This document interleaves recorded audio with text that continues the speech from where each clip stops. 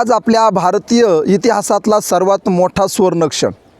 आजच्या दिवशी आपल्या प्रभू रामचंद्राचं भव्य असं राम मंदिर अयोध्येमध्ये तयार झालं आणि प्रभू रामचंद्राची मूर्तीची प्राणप्रतिष्ठा आजच्या दिवशी झाली. माननीय श्री पंतप्रधान नरेंद्रजी मोदी यांच्या हस्ते प्रभू रामचंद्राच्या मूर्तीची प्राणप्रतिष्ठा करण्यात आली आणि हा सुवर्णक्षण इतिहासामध्ये लिहिला गेला. या भव्य अशा सुवर्णक्षणाचे साक्षीदार आपण सर्वजण झालोत. आपल्या कित्येक पिढ्या रामप्रभूंच्या मंदिरासाठी लढा देत होत्या. सर्वांना वाटत होतं राम मंदिर बनावं, राम मंदिर बनावं आणि राम मंदिराचा मुहूर्त यावर्षी गाठला. आणि हे सगळं शक्य झालं ते आपल्या पंतप्रधानांमुळे आणि आपल्या सर्वांच्या श्रद्धेपोटी. तर मित्रांनो, प्रभू रामचंद्राचं भव्य असं राम मंदिर पाहिलं आणि मूर्तीची प्राणप्रतिष्ठासुद्धा आपण सर्वांनी बघितली. राम मंदिरामध्ये जी मूर्ती प्रतिष्ठापित झाली ती मूर्ती बालस्वरूपातील आहे.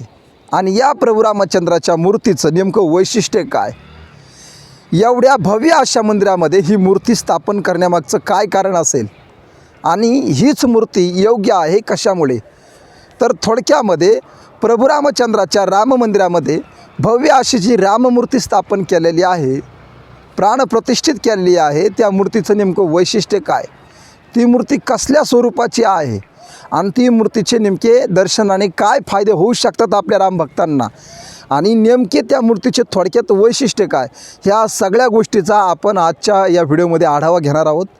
फक्त विनंती आहे सर्वांना व्हिडिओ शेवटपर्यंत बघा. नमस्कार मित्रांनो, मी एकनाथ महाराज भांबळे नाथवाच या यूट्यूब चॅनलमध्ये मी आपलं मनापासून स्वागत करतो. मित्रांनो, सर्वप्रथम तुम्हाला सर्व रामभक्तांना माझ्याकडून जय श्रीराम. तर मित्रांनो, सुरुवात करूया आजच्या व्हिडिओला. तर व्हिडिओ सगळ्यात महत्त्वाचा आहे आणि सर्वांसाठी खूपच महत्त्वाचा आहे. फक्त तुम्ही व्हिडिओ बघा आणि ही माहिती तुम्ही सर्वांना पाठवा, जेणेकरून आपल्या प्रभू रामचंद्राचं वैशिष्ट्य सर्व जगाला पाहायला मिळेल. तर मित्रांनो, रामप्रभूच्या मंदिरामध्ये रामप्रभूंची मूर्ती आपण प्राणप्रतिष्ठित केलेली बघितली. पंतप्रधान नरेंद्रजी मोदी यांनी राममूर्ती प्रतिष्ठापित करत असताना त्यांच्या डोळ्यातून अश्रूच्या धारा आल्या. हा भव्य असा सुवर्णक्षण पाहत असताना अनेक साधू महात्म्याच्या डोळ्यातून अश्रूच्या धारा आल्या. त्याच्यापैकी माननीय पंतप्रधान नरेंद्रजी मोदी, माननीय मुख्यमंत्री योगी आदित्यनाथजी आणि अनेक भाविकांच्या डोळ्यातून अश्रूच्या धारा आल्या. कारण अनेक वर्षाच्या संघर्षानंतर प्रभू रामचंद्राची प्राणप्रतिष्ठा होत आहे आणि हा सर्व हिंदूसाठी सुवर्णक्षण.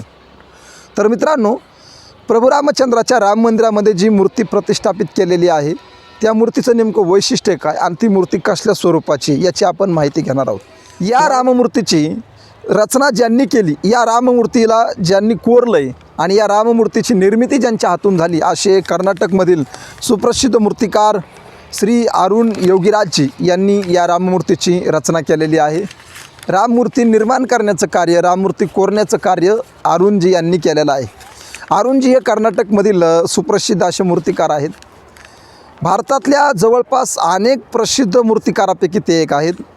नेपाळमधल्या गंडकी नदीचे जे शालिग्राम रूपी जो दगड असतो, ज्याला भगवान विष्णूचं स्वरूप मानलं जातं, त्या शालिग्रामाचा जो दगड आहे त्याच्यापासून अरुण योगीराज यांनी राममूर्ती निर्माण केलेली आहे. आणि ही राममूर्ती निर्माण करत असताना त्यांनी प्रभू रामचंद्राच्या बालरूपाचं त्या ठिकाणी चित्र साकारलेलं आहे. आता तुम्ही म्हणताल प्रभू रामचंद्राचं बालस्वरूपच या मूर्तीमध्ये का निर्माण केलं आहे, तर बघा, ज्या वेळेस आपण प्रभू रामचंद्राच्या लीला बघतो त्या सर्व लीलांपैकी प्रभू रामचंद्रामध्ये अयोध्येमध्ये जे मूळ मंदिर होतं त्या मूळ मंदिरामध्ये जी मूळ मूर्ती होती ती मूळ मूर्तीसुद्धा बालमूर्तीच आहे.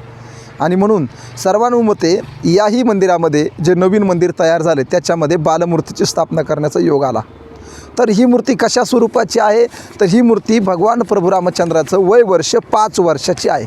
बघून घ्या, रामप्रभूंची जी मूर्ती अरुणजी यांनी बनवलेली आहे त्या मूर्तीचं वय वर्ष 5 आहे. या मूर्तीचं वैशिष्ट्य असं आहे की ही मूर्ती शालिग्राम म्हणजे काळ्या पाषाणामध्ये बनवलेली आहे. काळ्या पाषाणामध्ये बनवलेली सुंदर अशी मूर्ती, या मूर्तीचं वजन जवळपास 200 किलो आहे. म्हणजे काय, 2 क्विंटल वजन या मूर्तीचं आहे. आणि ती मूर्ती काळ्या रंगाच्या दगडांपासून म्हणजे गंडकीमधल्या शालिग्राम नावाच्या दगडापासून बनवलेली आहे. आणि ह्या मूर्तीची जर उंची पाहायला गेलं तर 4 फूट आहे. म्हणजे काय, 51 इंच या मूर्तीची उंची आहे. आणि ही मूर्ती कोरत असताना सगळ्यात मोठी गोष्ट की या मूर्तीमध्ये जे प्रभू रामचंद्राचे म्हणजे थोडक्यात भगवान विष्णूचे जे 10 अवतार आहेत, या 10 अवताराचं वर्णन या मूर्तीमध्ये साकारलेलं आहे.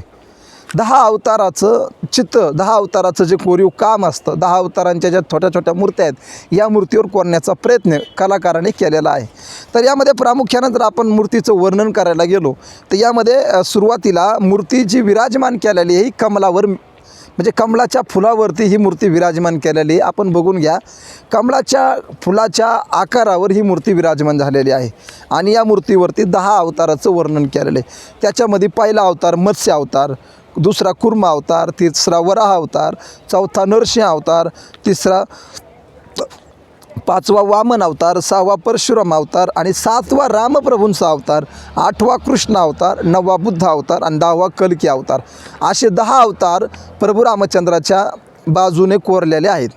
दोन्ही बाजूने 10 अवताराचं ते चित्र कोरलेलं आहे आणि प्रभू रामचंद्राच्या एका बाजूला हनुमंताचं चित्र कोरलेलं आहे आणि एका बाजूला गरुडाचं चित्र कोरलेलं आहे.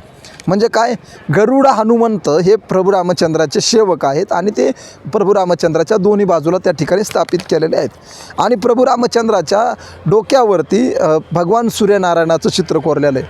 आता सूर्यनारायणाचं चित्र कोरण्यामागं सगळ्यात मोठं वैशिष्ट्य आहे की प्रभू रामचंद्र हे सूर्यवंशातले आहेत हे त्या लोकांना दाखवून द्यायचं आहे.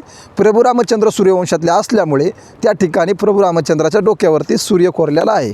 आणि त्यानंतर जी शुभचिन्हे असतात ही शुभचिन्हे प्रभू रामचंद्राच्या मस्तकाच्या आजूबाजूला आहे. त्याच्यापैकी काय तर ओम आहे, शंख आहे, सुदर्शन चक्र आहे, गदा आहे, स्वस्तिक आहे, अशा प्रकारची वेगवेगळी शुभचिन्ह प्रभू रामचंद्राच्या अवतीभोवती या ठिकाणी कोरलेली आहेत.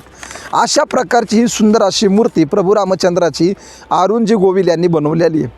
या मूर्तीला अधिकाधिकदृष्ट्या योग्य पद्धतीनं कसं बनवता येईल त्यांनी तो पूर्ण विचार केलेला आहे.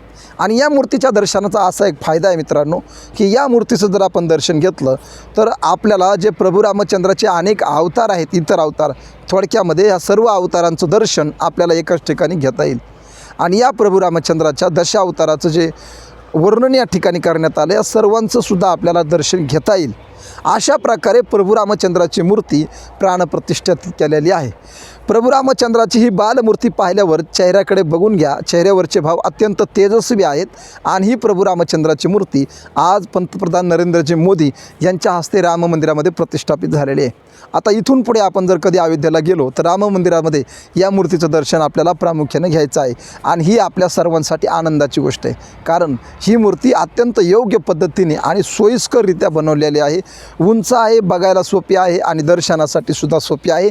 अशी सुंदर अशी भव्य राम मूर्ती तुम्हाला सर्वांना कशी वाटली आम्हाला एकदा कमेंटमध्ये कळवा. आणि पुन्हा एकदा तुम्हाला प्रभू रामचंद्रांचा माझ्याकडून जय श्रीराम.